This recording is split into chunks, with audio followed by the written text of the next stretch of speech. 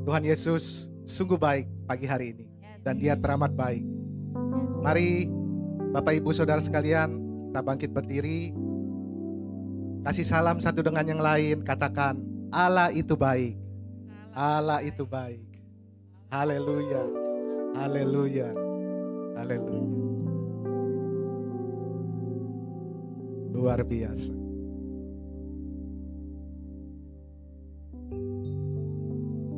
Biarlah pagi hari ini saya mengucapkan untuk kita semua Shalom, damai sejahtera dan kemenangan di dalam Tuhan Yesus. Amin. Beri kemuliaan buat Tuhan. Haleluya. Mari kita satukan hati kita mau memuji Tuhan. Kita berdoa untuk setiap kebaikan Tuhan. Haleluya. Allah itu baik, amin. Allah itu baik, sungguh baik bagiku. Ditunjukkannya kasih setianya,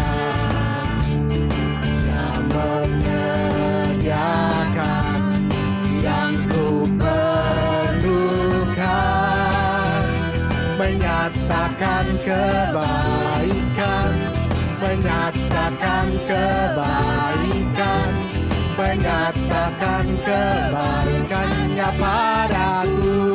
Kasih setianya, kasih setianya tak pernah berubah, dulu, sekarang, dan selamanya.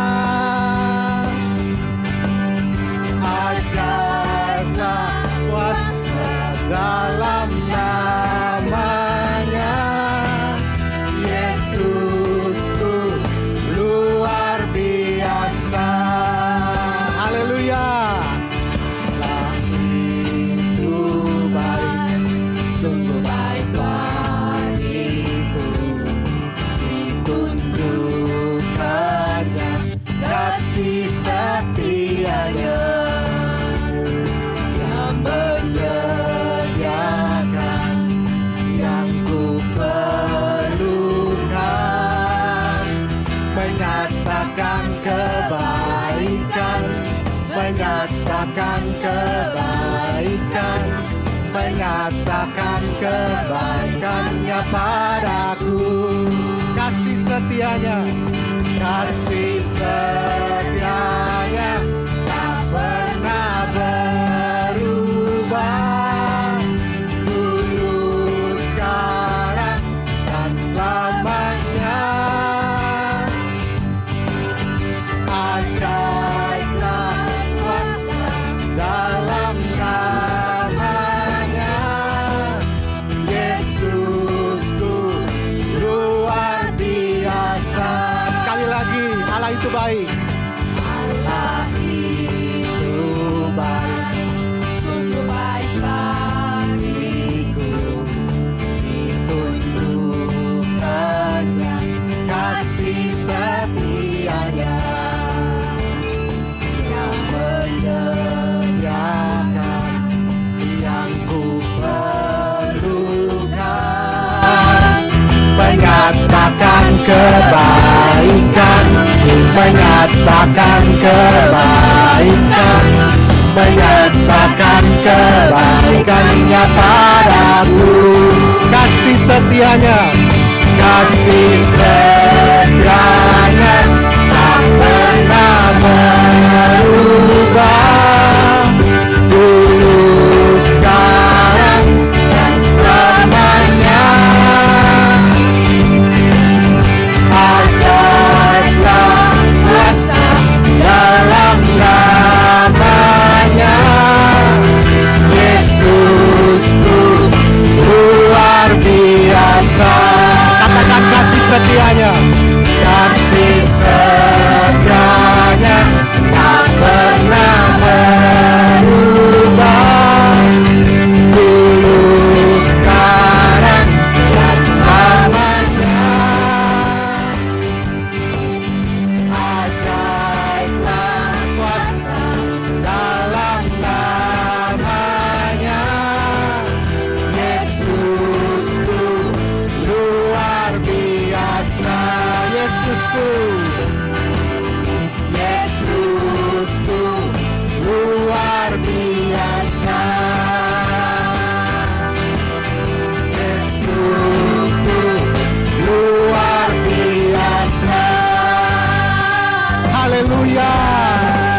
kemuliaan buat Tuhan. Terima kasih. Haleluya Yesus. Kau sungguh baik Tuhan. Amin. Kami bersyukur pagi hari ini kalau kami punya Tuhan yang setia. Tidak pernah kami meragukan kesetiaan-Mu ya Tuhan.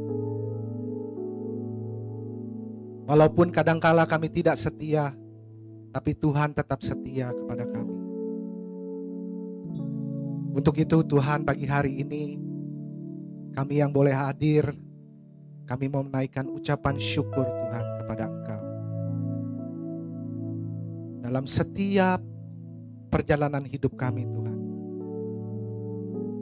Biarlah kami terus boleh melihat dan boleh mengecap betapa Engkau sungguh baik dalam hidup kami. Haleluya Yesus. Terima kasih ya Tuhan. Biar lewat pujian ini ya Tuhan, Haleluya. Engkau diberkati. Kami percaya bahwa Engkau hadir di tengah-tengah kami ya Tuhan. Dimanapun saudara-saudara kami yang ada di rumah Tuhan, bahwa hadirat Tuhan, kuasa Tuhan tidak terbatas. Amin. Kau sanggup melawat setiap kami. Amin. Terima kasih ya Bapa. Haleluya Yesus. Thank you Lord Jesus. Inilah ucapan syukur kami Tuhan karena kebaikan-Mu ya Tuhan.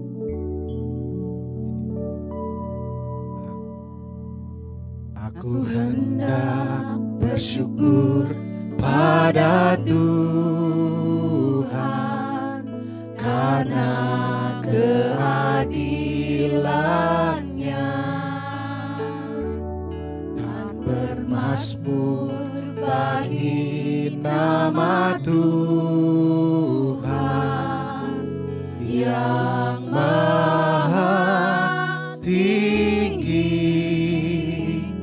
Ya Tuhan, Tuhan kami, betapa mulianya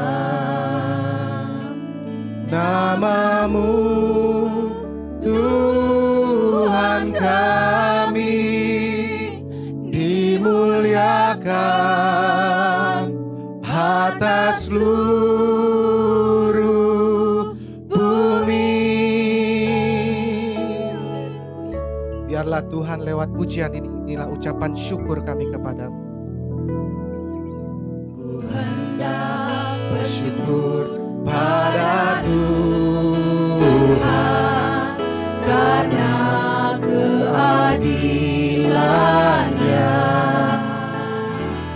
dan bermasmur bagi nama Tuhan yang maha tinggi. Ya Tuhan, Tuhan kami, betapa mulianya nama-Mu, Tuhan kami, dimuliakan atas seluruh bumi. Ya Tuhan, ya Tuhan, Tuhan kami, betapa mulianya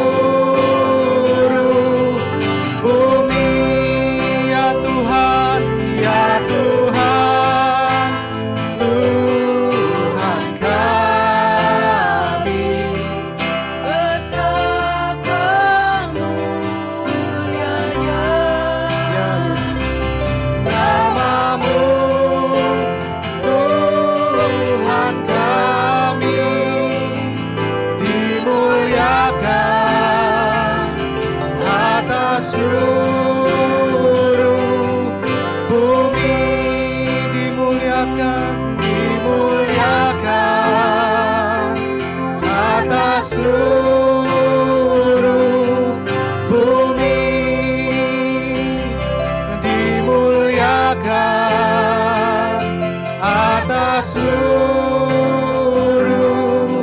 bumi.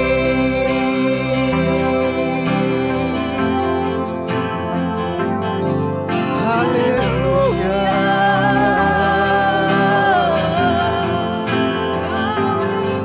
Kami sembah Tuhan.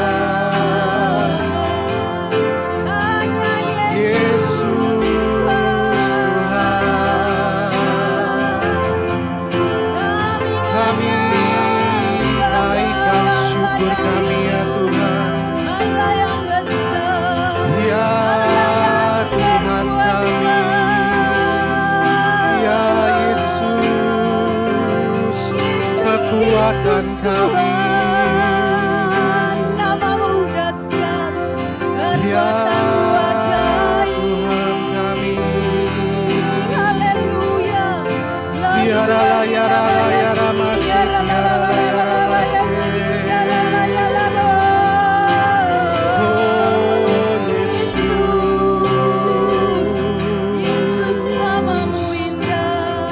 kami mau bermazmur bagimu Tuhan. Selama kami ada, selama kami hidup.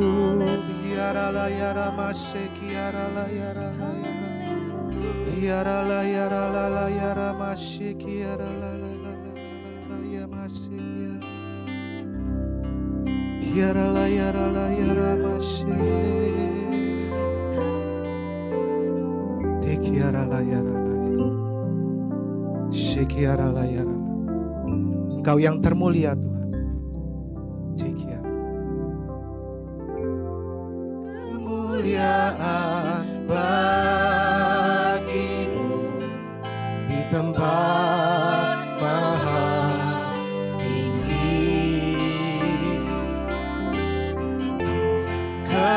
Kemuliaan bagimu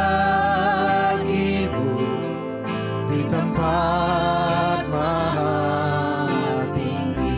Kemuliaan,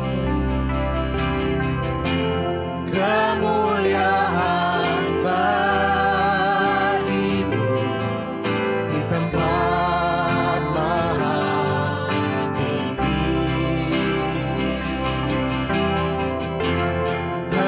Kemuliaan bagimu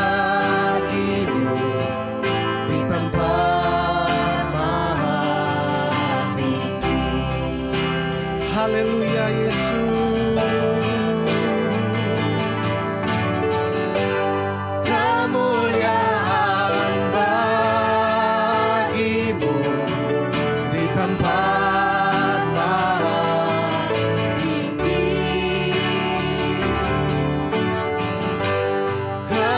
Kemuliaan bagimu di tempat maha tinggi. Just one more time. Kemuliaan bagimu di tempat maha tinggi. Kemuliaan bagimu di tempat maha tinggi. Di tempat maha tinggi. Di tempat maha tinggi. Beri kemuliaan buat Tuhan. Haleluya. Haleluya. Haleluya Yesus. Haleluya Yesus. Engkau yang termulia Tuhan. Kami mau berkata kemuliaan hanya bagi nama-Mu ya Tuhan. Terima kasih ya Tuhan. Kami menyembah kepada Tuhan yang benar. Kami menyembah kepada Tuhan yang besar. Tuhan yang punya segalanya. Kami bersyukur kalau kami Tuhan diberikan setiap kesempatan dalam kehidupan kami untuk memuliakan Engkau Tuhan. Terima kasih ya Tuhan. Kami percaya Tuhan, Di saat kami boleh menyembah-Mu Tuhan, mujizat-Mu tetap ada Tuhan. Amin. Haleluya. Engkau tidak pernah berubah dahulu, sekarang, sampai selamanya Amin. Tuhan. Terima kasih ya Tuhan. Haleluya Yesus. Biarlah ini menjadi penyembahan kami ya Tuhan. Engkau Tuhan yang baik, sungguh baik dalam hidup kami.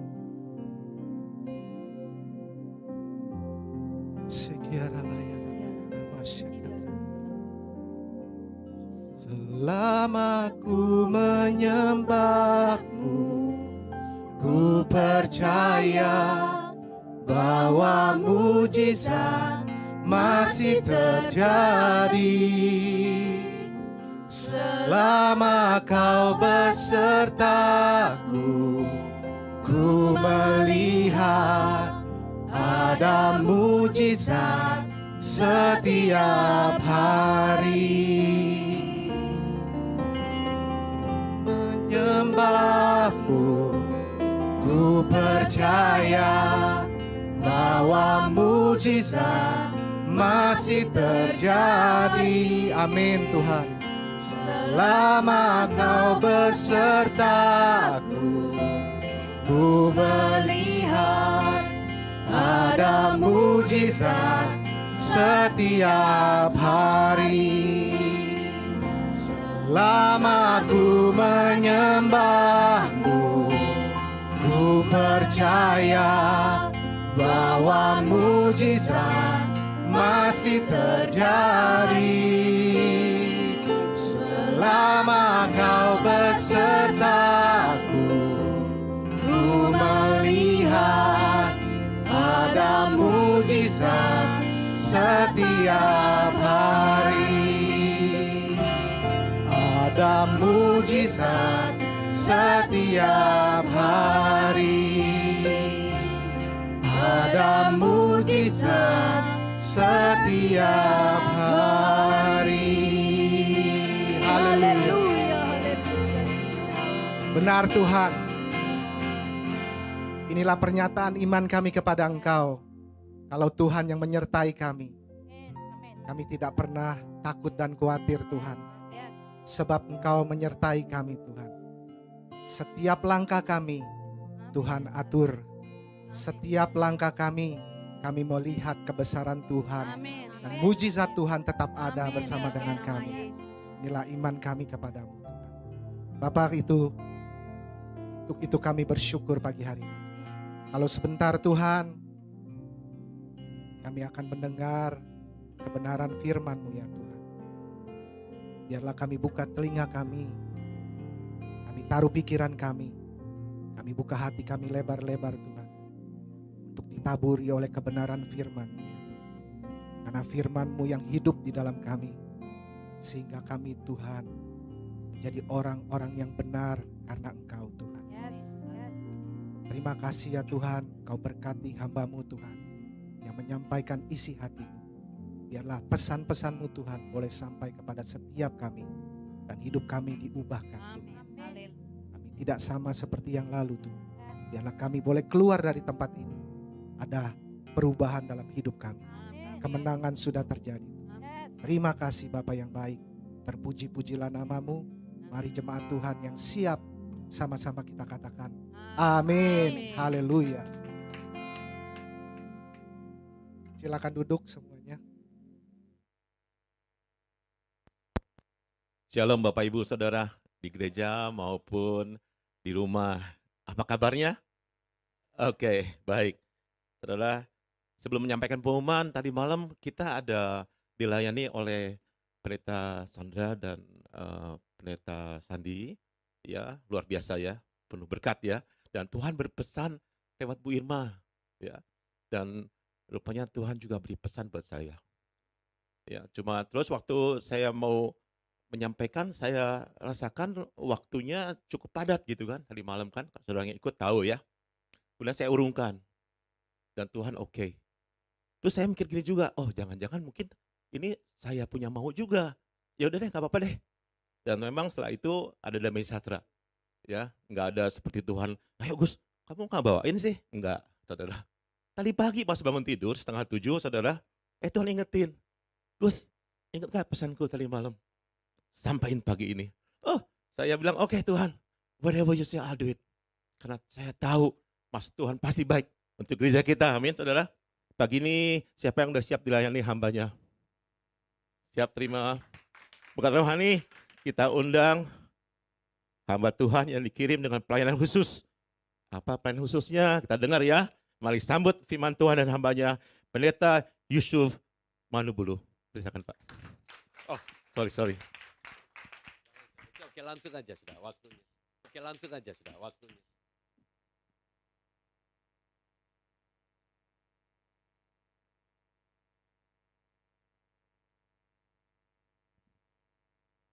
Selamat pagi. Ya.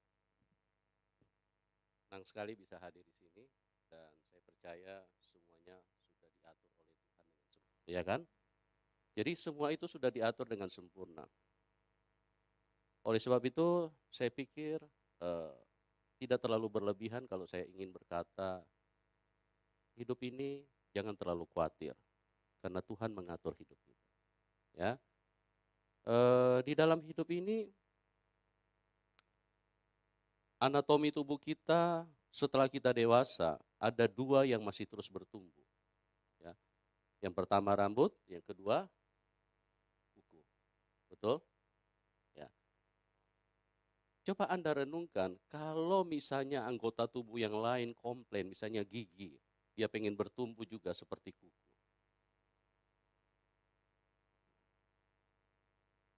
Itu sudah dalam kesempurnaan Tuhan. Makanya mungkin orang berkata, oh kebetulan, enggak. Orang yang berkata kebetulan itu orang yang tidak mengenal Tuhan. Tapi kalau kita benar-benar dekat dengan Tuhan, semuanya sudah diatur. Saya bisa komunikasi dengan Pak Sam, itu sudah diatur oleh Tuhan.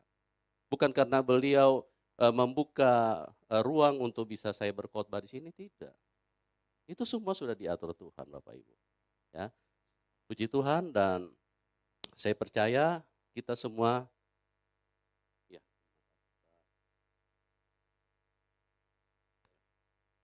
Ya. Ya, terima kasih. Saya percaya kita semuanya rindu untuk diberkati Tuhan. Ya, boleh permisi tanya, kira-kira Bapak Ibu tujuan kita ke gereja apa sebetulnya tujuan utama kita?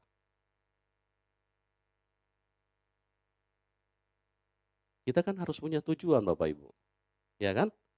Kita sekolah kita punya tujuan, kita berkeluarga kita punya tujuan, kita punya anak kita punya tujuan. Kita punya tujuan, tidak mungkin kita, wah pokoknya saya pengen ke gereja aja.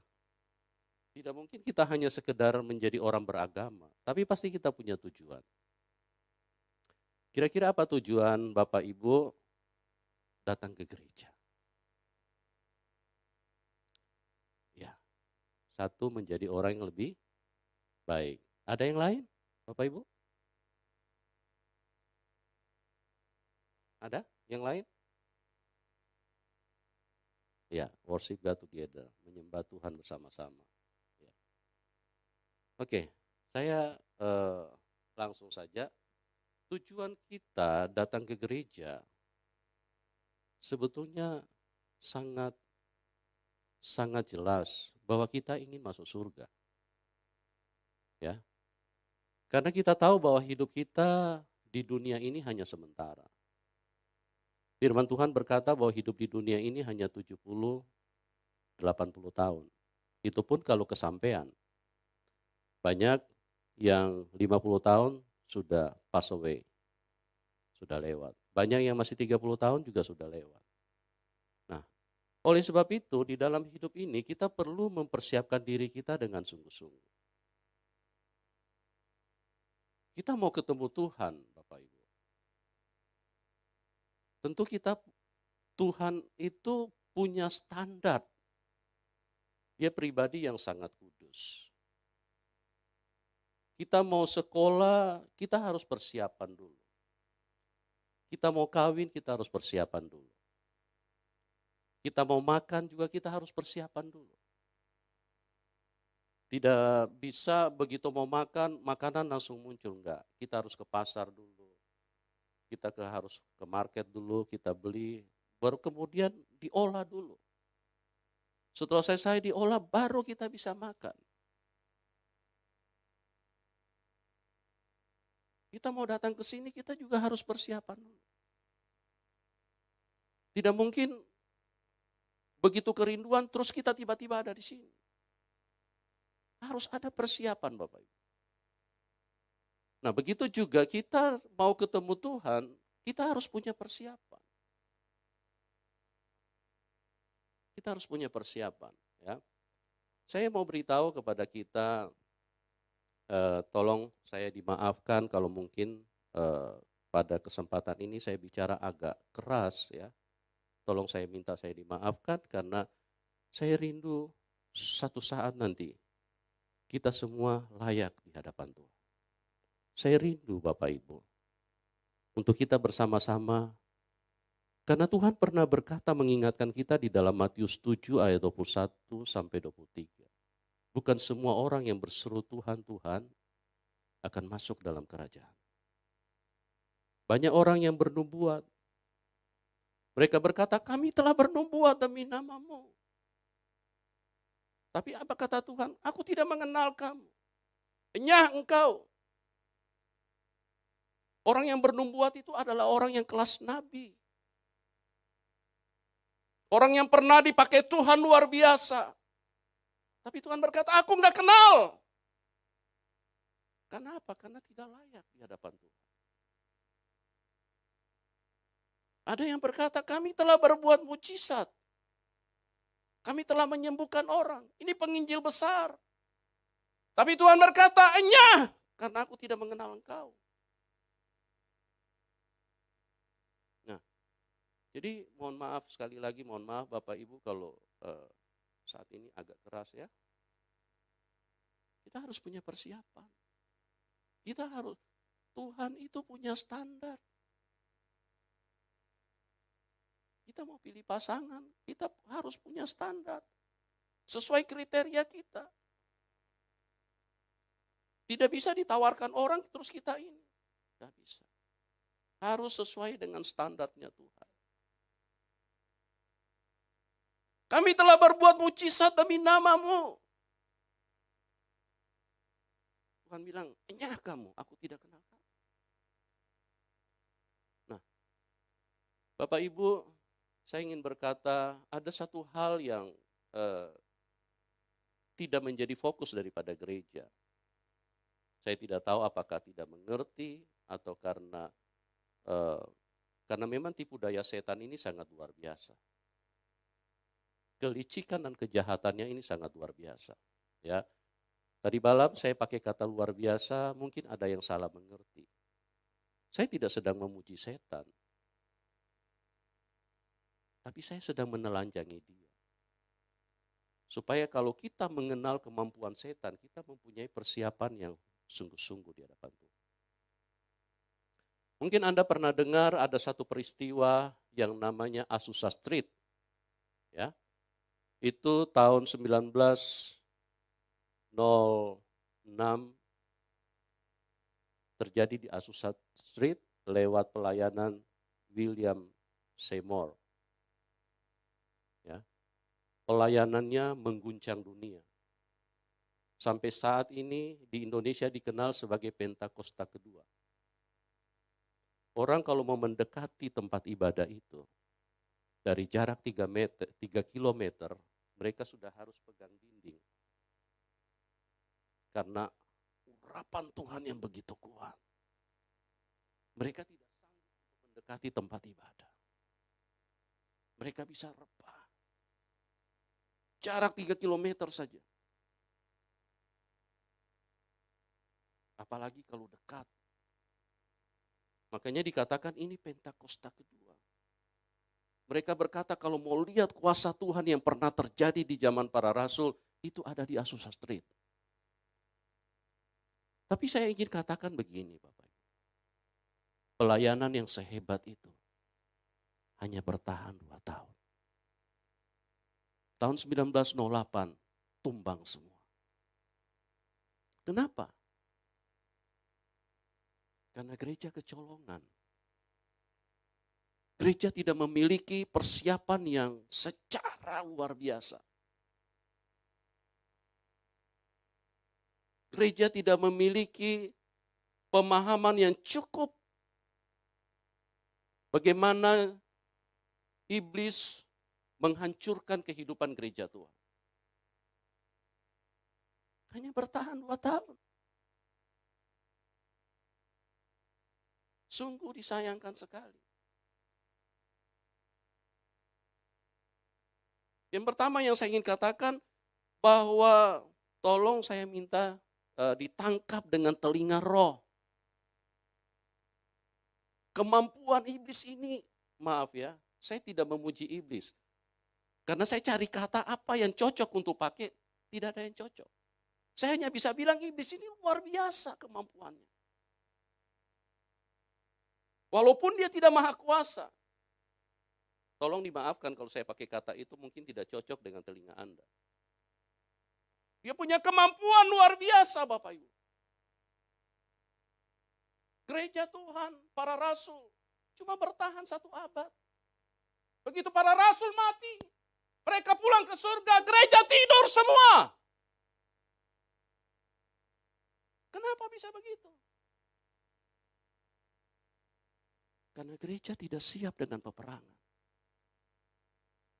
Makanya di perjanjian lama itu ada yang namanya kitab raja-raja. Ya, setiap hari mereka berperang. Mulai dari kitab Samuel. Mereka berperang setiap hari. Itu gambaran bahwa di dalam dunia yang sesungguhnya akan terjadi peperangan roh.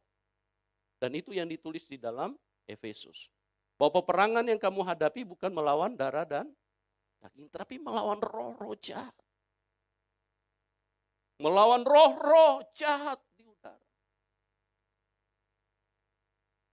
Kemarin saya sudah sampaikan sedikit. Adam dan Hawa itu bukan di diskotik mereka jatuh dalam dosa. Mereka tidak pernah kenal dosa. Belum ada kebohongan. Belum ada pelacuran di sana. Masih berdua. Dan mereka hidup di hadirat Tuhan. Di Taman Eden. Setiap hari mereka bersekutu dengan Tuhan. Hari-hari menyembah Tuhan. Dan mereka mendengar suara Tuhan secara audible. Berhadapan muka dengan Tuhan. Dan yang jadi pengkhotbah itu Tuhan sendiri. Bukan kelas pendeta Bapak Ibu. No, bukan pendeta. Tuhan sendiri yang berkhotbah di depan mereka. Makanya sekali lagi tolong dimaafkan kalau saya pakai kata ini tidak cocok buat Anda. Iblis punya kemampuan, jangan diragukan. Jangan Anda ragukan. Saya beritahu ini supaya apa? Supaya kita gereja mempunyai persiapan yang sungguh-sungguh. Karena kita semua rindu pulang ke surga Bapak Ibu. Jangan sampai nanti waktu kita ketemu Tuhan, Tuhan bilang aku tidak kenal kamu. Ini yang harus diwaspadai. Ada satu tokoh Alkitab yang bernama William Branham. Dia termasuk 12 jenderal Allah yang ditulis oleh Robert Yardon. Orang berkata kalau mau lihat Tuhan Yesus, lihat William Branham.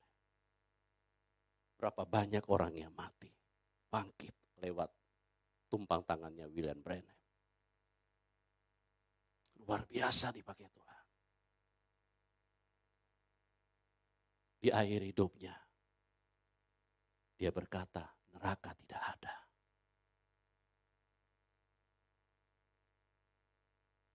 Seorang tokoh yang begitu luar biasa dibangkitkan Tuhan.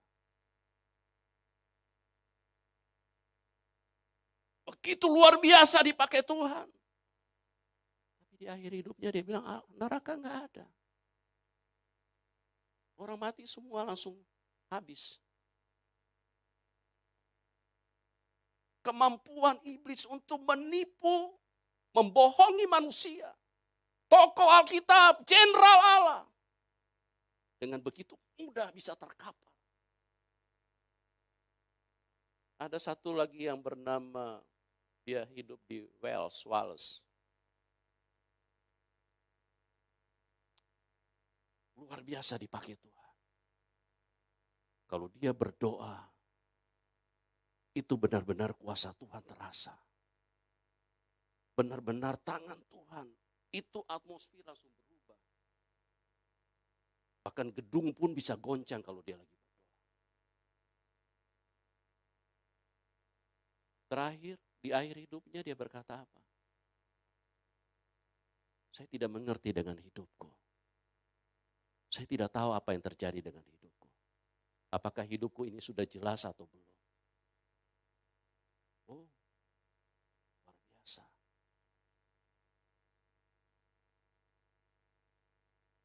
Banyak lagi kalau saya mau cerita, Bapak.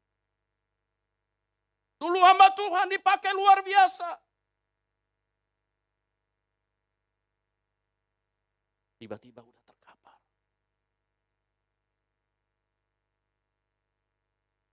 Itu yang ditulis di dalam Alkitab. Coba kita lihat di dalam Kisah Para Rasul 20.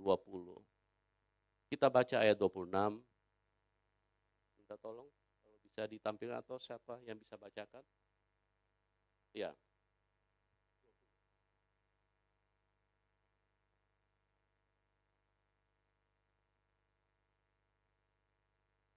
Mungkin ada yang bisa duluan bacakan. Ayat 26. Ya, kita kasih Pak Sem. Luar biasa. Ya.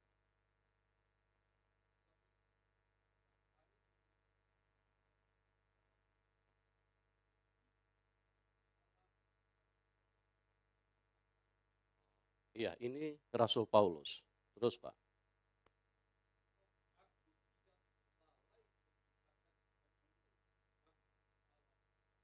Ya. Terus Pak.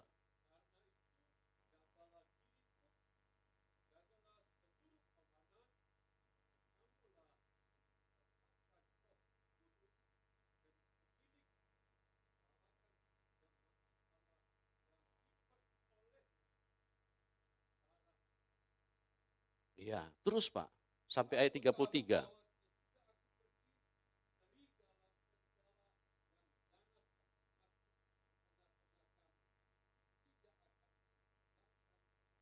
Ya, stop dulu Pak. Kata Rasul Paulus, aku tahu sesudah kepergianku serigala yang ganas akan masuk dan tidak akan menyayangkan kawanan. Paulus mengingatkan, para rasul mengingatkan. Kalau maaf ya, saya juga pendeta. Kalau pendeta sekarang kayaknya lebih sakti dari Paulus. Ya, kalau sudah punya jemaat ribuan, kayaknya just pleng. Begitu kena tangan mereka sudah dapat tiket langsung ke surga. Tidak, Bapak Ibu.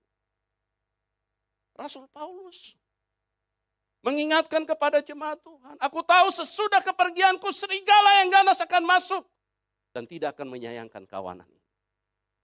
Paulus tidak pernah memberikan jaminan kalau kamu sudah kutumpan tangan, maka sudah dapat tiket 50% untuk ke surga. Tidak. Terus Pak.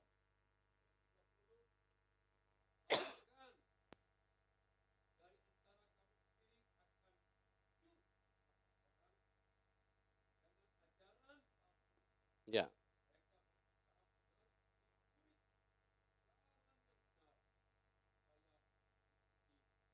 Dari antara kamu yang dibimbing, diajarkan oleh Paulus langsung loh. Paulus rasul besar. Diajarkan kepada jemaat. Apa dikatakan ayat 30, bahkan dari antara kamu sendiri akan muncul beberapa orang. Kalau kita tidak punya persiapan yang sungguh-sungguh, mohon maaf ya Bapak Ibu ya, Anda tidak mungkin selamat. Tidak mungkin.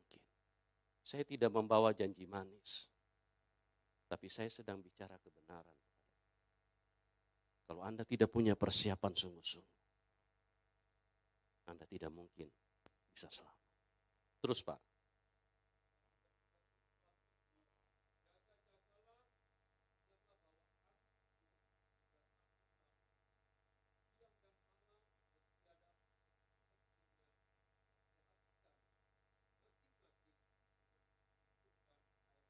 Perhatikan Bapak Ibu ya, sebab itu berjaga-jaga dan ingatlah bahwa aku 3 tahun lamanya, siang malam.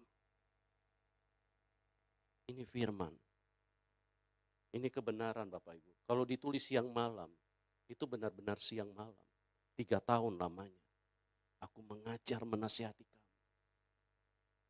Kalau Kristen sekarang, ibadah 1 minggu, 1 kali saja. Masih tunggu mood dulu. Udah beda langit dengan bumi. Sedangkan yang siang malam tiap hari Rasul Paulus mengajar. Coba tampilkan ulang ayat ini. Sebab itu berjaga-jaga dan ingatlah bahwa aku 3 tahun lamanya siang malam dengan tiada hentinya menasihati kamu masing-masing dengan mencucurkan air mata. Ini pekerjaan berat. Paulus dengan serius memberitakan Injil. Dia dengan air mata mengingatkan setiap hari, siang dan malam.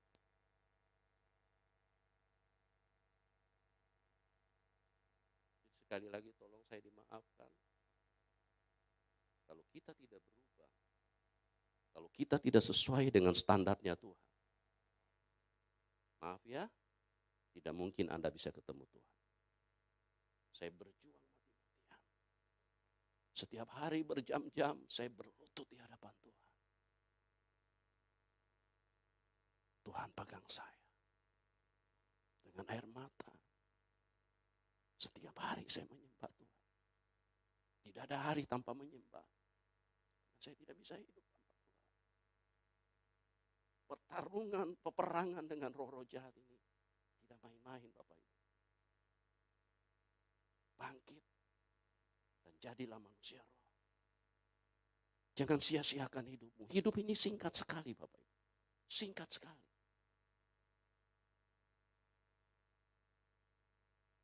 Terus Pak, ayat 32.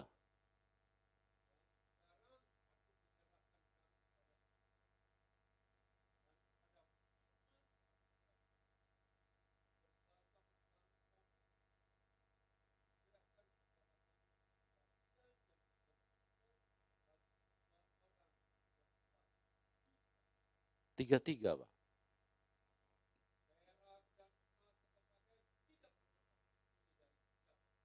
Betapa murninya pelayanan Rasul Paulus. Perak, emas, pakaian tidak pernah aku ingini dari siapapun juga. Pelayanan yang begitu murni. Disertai dengan doa, dengan air mata, siang dan malam.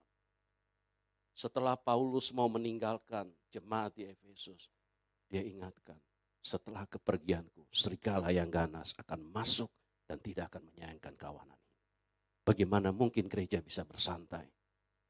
Semua jemaat di bawah didikan Paulus, di bawah pimpinan, di bawah mentor daripada seorang rasul besar. Separuh dari perjanjian baru itu dipercayakan kepada Paulus.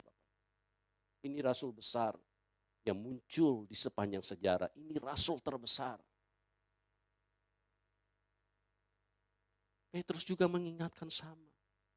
Dua rasul besar. Petrus bilang, iblis seperti singa yang mengaum-ngaum. Yang akan mencari, berjalan berkeliling, mencari orang yang bisa ditelan.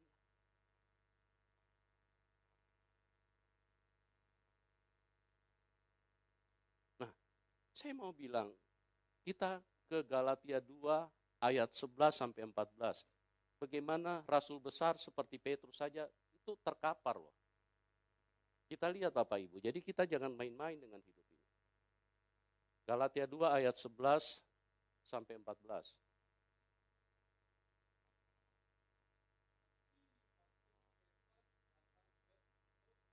Ya.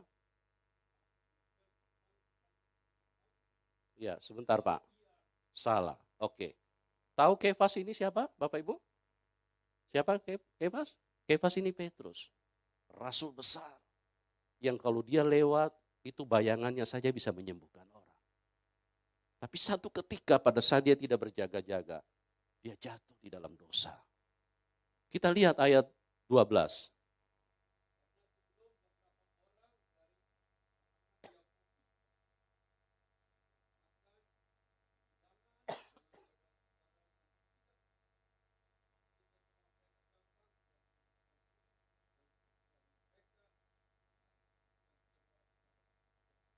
Perhatikan baik-baik Bapak Ibu, ini kejadiannya sangat sederhana. Kalau zaman sekarang ini malah mungkin dipuji orang. Ya. Jadi tadinya Petrus makan dengan orang Yunani, orang-orang bukan Yahudi. Nah, orang Yahudi itu punya kebiasaan yang sangat kuat, tidak boleh makan dengan bangsa-bangsa lain. Tidak boleh duduk sehidangan. Karena bangsa lain dibilang kafir, najis, dan segala macam. Itulah yang diikuti oleh tetangga kita di sebelah. Ya. Jadi apa yang terjadi? Waktu orang dari kalangan Yakobus, orang dari kalangan Yahudi datang, Petrus mengundurkan diri. Dia pindah tempat. Ini peristiwa sederhana loh. Kalau sekarang tidak dianggap ini dosa. Makanya saya katakan standar Tuhan itu sangat tinggi. Cuma kayak begini saja, munafik kayak begini saja, itu tidak layak di hadapan Tuhan. Coba Pak, ayat seterusnya.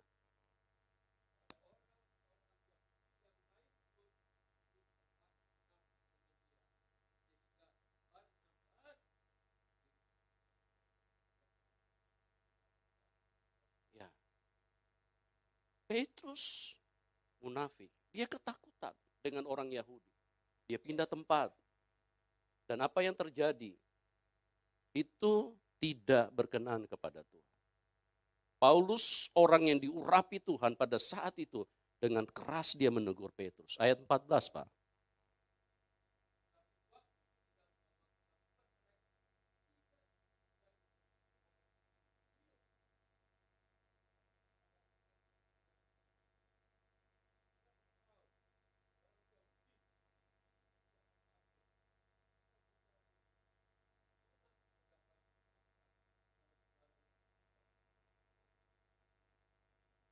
Ya. Paulus berkata kepada Petrus, kalau engkau seorang penginjil, tapi engkau tidak hidup seperti Injil itu, engkau tidak layak. Padahal cuma takut. Cuma munafik. Petrus tidak membantah. Dia tahu dia salah. Rasul besar saja bisa terkapar. Kalau sekarang orang sudah berzina, melakukan dosa, masih menganggap fine-fine aja. Petrus ini cuma pindah tempat. Paulus bilang kalau engkau orang Yahudi tapi hidup secara kafir, engkau tidak layak. Tetapi waktu kulihat bahwa kelakuan mereka tidak sesuai dengan kebenaran Injil, aku berkata kepada Kefas di hadapan mereka semua, jika engkau seorang Yahudi hidup secara kafir dan bukan secara Yahudi, bagaimana engkau dapat memaksa saudara-saudara yang tidak bersunat untuk menjadi Yahudi? Tinggi kan standar Tuhan Bapak Ibu? Amin Bapak Ibu? Terlalu tinggi. Ya. Kalau sekarang sudah buat dosa, masih nggak apa-apa. Jadi jangan anggap enteng loh.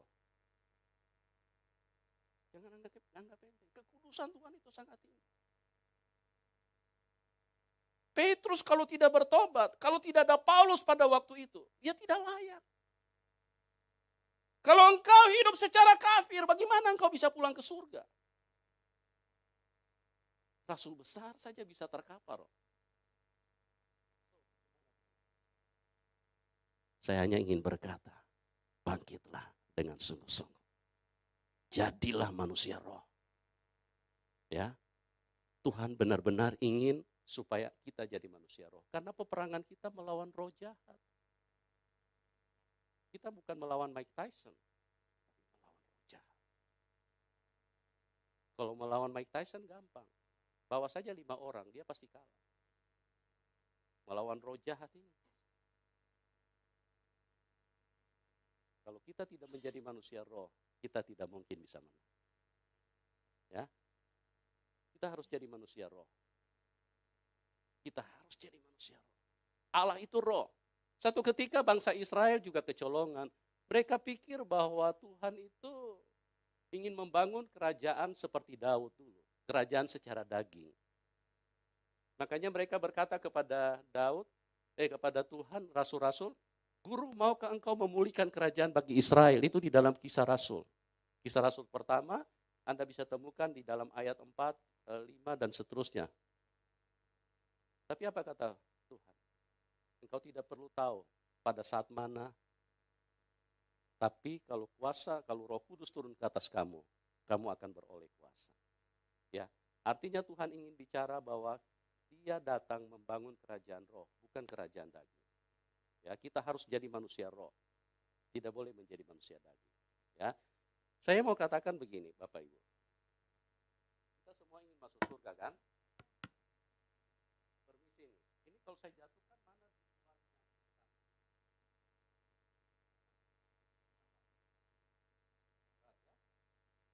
Muatan daging. Kalau Anda punya muatan daging berat, Anda tidak mungkin bisa terangkat. Kalau mau naik ke surga harus jadi manusia. Amin. Kenapa Tuhan Yesus terangkat tidak mengalami gaya tarik setan yang dikenal saat ini adalah gravitasi? Ilmu pengetahuan hanya bisa bilang gravitasi itu setan tarik terus manusia dan tidak boleh naik. Makanya kalau kita jangan mimpi, kalau kita masih punya muatan daging, kita pasti akan jatuh ke bawah. Kalau kita mau naik, mau rapture, harus 100% menjadi manusia roh. Yes. Bangkitkan manusia roh. Mungkin Anda bertanya bagaimana menjadi manusia roh. Yang paling pertama, harus rajin puasa. Karena kalau Anda puasa, Anda tidak makan, tidak minum, berarti Anda berkata kepada dagingmu, stop kau. Karena kalau kita makan minum, kita membangun daging kita. Banyak gereja menganggap puasa tidak penting. Oh sorry. Tuhan Yesus sebelum memulai pekerjaan, dia puasa berapa hari? 40 hari. Nah gereja ini ikut siapa sih sebetulnya? Ikut Tuhan apa ikut siapa? Kita ini cuma terpanggil membangun kerajaan daging terus. Yang cuma dipikir bagaimana bisa punya rumah 3, punya rumah 4. Itu untuk daging.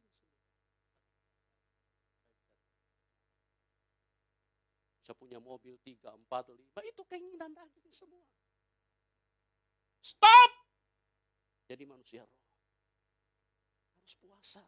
Rajin puasa. Bagaimana supaya rohmu hidup? Kehidupan ini antara roh dan daging. Kalau rohmu tidak bertumbuh, dagingmu kuat.